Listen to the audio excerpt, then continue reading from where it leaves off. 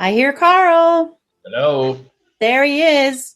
All right, Karl, we have a few questions for you. Okay. Any recommendations to achieve balance between convection and conduction in the drying phase of drum roasters? Yes. First, I mean, obviously that depend on the drum roaster is not necessarily a drum roaster. I mean, the majority of all drum roasters, they're pretty much, I mean, following a design of applying or supplying convective heat to the coffee, particularly at the beginning. So usually those roasters are being the air that goes to the coffee batch is, I mean, close to like 80 or very high percentage of airflow to the coffee because of wanting to roast coffee faster. While you're doing this, obviously you are drying out the beans faster because you're sending more air to the beans. So slowing the air supply to the beans down and and in favor of conductive heat. Conductive means then that the beans are being treated certainly by the drum itself, by the temperature of the drum. You don't want to make it too hot so that you scorch the beans. There is this very careful balance. You got to be able to control the airflow that goes through the drum in order to slow the velocity plus the volume down towards more conductive heat. Usually, when you're almost, I mean, through the drying phase, that means the endotherm phase, then it's easier to control conductive versus convection because of you have conductive going from bean to bean. But at the beginning, the endotherm phase where you have to supply air into the drum, into the roasters, you need to be able to balance this with a lower amount of airflow, a little bit higher temperature, so that you basically have a transfer from the drum to the bean because it's still in the endothermic phase. So the balance between the drum itself or the equipment, the flights inside, and the amount of coffee that you send to the beans. And some of the roasters, they're designed that they only allow so and so much air during that endotherm phase to the beans. That is going to go also a little bit. There's another question that I see that we can touch on. Does the bean, the first crack, does that always have to be at a time or a certain temperature? That relates to that. And within the specialty coffee arena, people they're interested in roasting a little bit longer before it's not necessary. They don't want the first crack necessarily at 9.5 minutes, for example. They want to extend that a little bit longer in order to allow the chemical reaction times or give them more time to react and to develop. And that means you got to slow the drying process down. And the drying process is basically controlled by the air supply, the volume of the air that goes to the roaster and to the batch. Is this?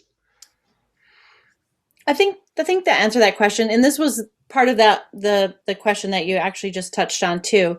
Do coffee beans more or less have the same chemical reaction at a certain temperature?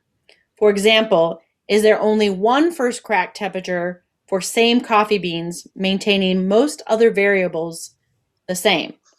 Or is it possible that the same coffee beans crack at different temperatures if the time and atmospheric pressure or humidity varies? Well, I mean that's that you have high density coffees and you have softer coffees. So that's one impact. I mean, or at least I mean parameter that needs to be considered. And some of the like the higher density coffees or the higher moisture or the lesser moisture content density of the bean, all of that, the charging temperature, all of those are parameters that determine how fast we basically are going to be able to to to to cause a reaction inside the bean. We got to get to this boiling temperature in the bean and converting from a liquid into a steam phase in order to make the reactions happening. Now you work against density, you're working against this, a softer bean over a harder bean, and then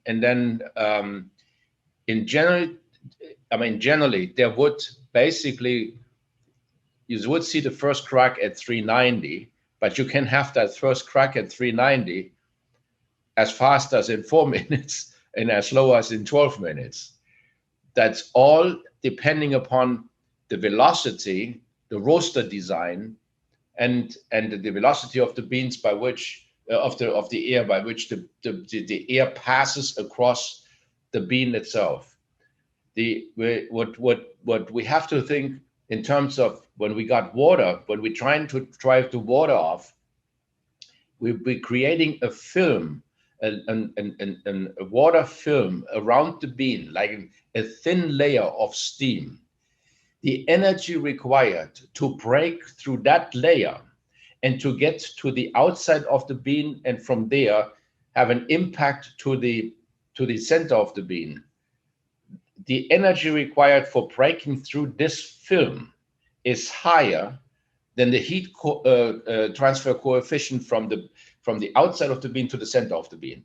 So roaster design, volume of air penetrating the beans, density of air, moisture content of air, all of those are parameters that eventually give you a different result of chemical reactions that you find later on in the cup.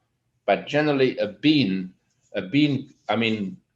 cracks at the temperature of about 380, 390, but that 380, 390 can be based on the design of the roaster either earlier or later. Thanks, Karl. We have another question. Does the chemical reactions care if it's conductive or convective? Is it the temperature and time that determine the chemical reaction, regardless of how the heat is applied? I would say no. You got to have, coffee is roasted by air, but if you can control and balance the air, because at the same time coffee is drying out the bean, and the faster we're drying out the bean, the shorter or the lesser time available for the chemical reactions. So there is a balance between both of them. But if you were only applying the conductive heat to the beans, you're risking that the outside of the bean is going to be roasted more than the inside, and you're not going to get the temperature inside the bean to a degree fast enough to make chemical reactions happen, because the power of the air will control that, not the conductive air. You're risking more if you only had conductive air, like for example, you have beans in a pan, you got to move them too in order not to scorch the outside or to have widespread splitting. And at the same time, the heat transfer coefficients in order to get inside the bean depends on the water and the air velocity in order to make this all happening chemically. So it's not only conductive heat alone is certainly roasting coffee, but not to the extent that you have that ratio of convective over conductive. Okay. And I'm not sure what this question really means, but I'm going to read it. What is the maximum load capacity for specialty? Well, there's not a load capacity. Every roaster has a sweet point, and it could be, for example, that you have to buying a 12 kilo roaster and you want to roast 12 kilos. It could be based on the coffee, based on your location, based on the humidity, that eventually you may not be able to roast 12 kilo, but maybe 10 kilos. So the sweet point you have to find out. Now, it would be wrong if you were buying a 12 kilo and someone would buy a 12 kilo roaster and can only roast 5 kilos with it. That would be wrong. But there is a sweet point with every roaster, and it has to do also with, we're dealing with a natural product, which is coffee, and coffee crops are changing, quality is changing, density is changing, and last but not least, moisture content. The moisture content of the beans is a very important factor or parameter, and certainly the way the airflow, the thermodynamics that basically goes through it to the beans into the batch and penetrate the beans during the roasting. But it is not, there is not in general that you're saying there is a specialty roaster capacity for roaster. No. Okay. We have one last question, and it says, where can we get the picture on the wall behind you? Well, you would have to come here and take a picture. But I'm sure we have a template or something like that. But I have to talk here to the responsible people. Of course, it is beautiful. Thank you. We got another question. It says, any thoughts about emerging future roaster technologies and the application of AI to controlling roasters? Would you mind to repeat the first part of that? What was it? No problem. Any thoughts about emerging future roaster technologies? Well, I don't think that we can generally go away with, ignoring the need for like roasting coffee by air. The question is more towards, sustainability. How can we roast coffee to its optimum with the best technology? That means also being concerned about the environment and reducing our carbon footprint, the fuel usage, and for the roaster. That I see more the development on that end of it, and certainly, the more efficiency, the efficiency of the roaster itself by roasting beans efficient and safe in the roaster. So what I'm seeing in the future in roaster is, number one, safety. Number two, the environmental aspect of it. That's what I can see. But will there be a total new design development without air that we're heating up, or without fossil fuel of conversion for the energy that we need in order to roast coffee? I just cannot see that over the next 5 or 10 years on the horizon. But the environmental issue is going to be, and the safety, that those are the focuses on in roasting technology. Definitely true. Are there any books or classes about coffee chemistry that you recommend? There's a lot of books have been written, but I enjoy basically reading those books by scientists, or the work done by scientists that basically struggled with the issue of thermodynamics of chemical reactions in food in general. In many cases, they basically applied the test or the methods and tried to find out coming from other products and applications, and see how did they apply to the coffee. There's a whole lot of work to be done on the coffee side when it comes to chemistry. In particular, if I'm just looking at the degassing of coffee, is a big subject. The particle size grinding, particle size distribution, all of that. But in the past, Clark, they had focused on that. There was in the early days also the late Michael Sivitz, who came as a craft engineer, who has done, the very basics on the chemistry, and wrote a whole lot about coffee in general during his time in generation. But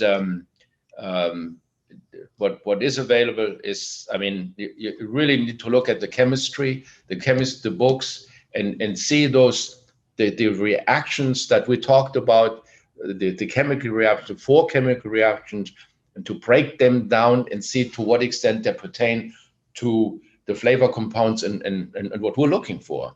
That's what we're working on currently in order to communicate this better to our community, to the coffee community. But categorically, I cannot say read this or read that book. There are a couple of recommendations. I'm more than happy to write something down and send this to you or to the people that are interested in that. Excellent. And we can put together a list of some of our favorite books and include it in the email to the attendees after the event. We can include Karl's favorites too. Yeah. We have another question. Oh, someone says write a book, Karl. I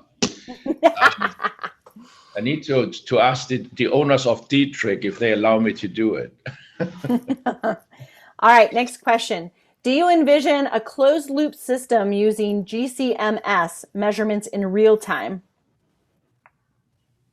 Example, analyze the green coffee to determine the flavor potential, measure the gases given off during roasting in real time. The roaster control panel then allows you to select which attributes you want to highlight, floral, fruit, characteristics. Yeah, we do this to an extent, but we would not be able to analyze the impact of the various acidities while we're roasting. If this is the question towards, but we're analyzing with our controls. We basically analyze or looking at constantly the physical parameters and the changes, which relate to temperature and gas. But we can only determine the impact of the flavor components that develop during the roast. There are two methods, and they're probably not going to go away. But what we have found so far, we could certainly basically interpret them into some sort of an algorithm and run them behind. And let me explain what I mean by this.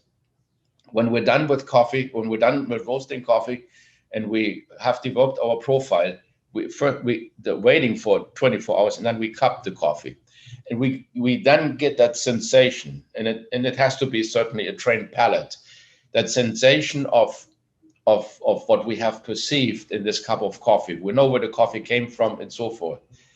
But the only other method in order to confirm what we're feeling, what we're seeing, would be like the HPLC or gas chromatograph, that we're looking at the fingerprint of this coffee. And once we have the fingerprint and have analyzed that and compare that with the cupping profile of the cupping notes that we took and description that we took, and see to what they're balanced. And I can definitely tell you, sometimes they're not always, I mean, they're off. And the way we perceive sweetness, bitterness, and acidity, the fingerprint of the coffee, which has been analyzed by gas chromatograph or by HPLC, may show you a different answer or give you a different answer. All right. I see there's a question about climate change, but I'd like to wait and address that later in the day when we talk about the 5 or the major takeaway questions for the day, because I think that's a big question, and I'd love to hear what Rick Reinhardt has to say about that too. We're finished a little early, so I want to say thank you so much to all the speakers. We appreciate all of your time and your insight. It was a fantastic morning. We'll break for lunch right now, and we'll meet you back here at 2 o'clock Central Time.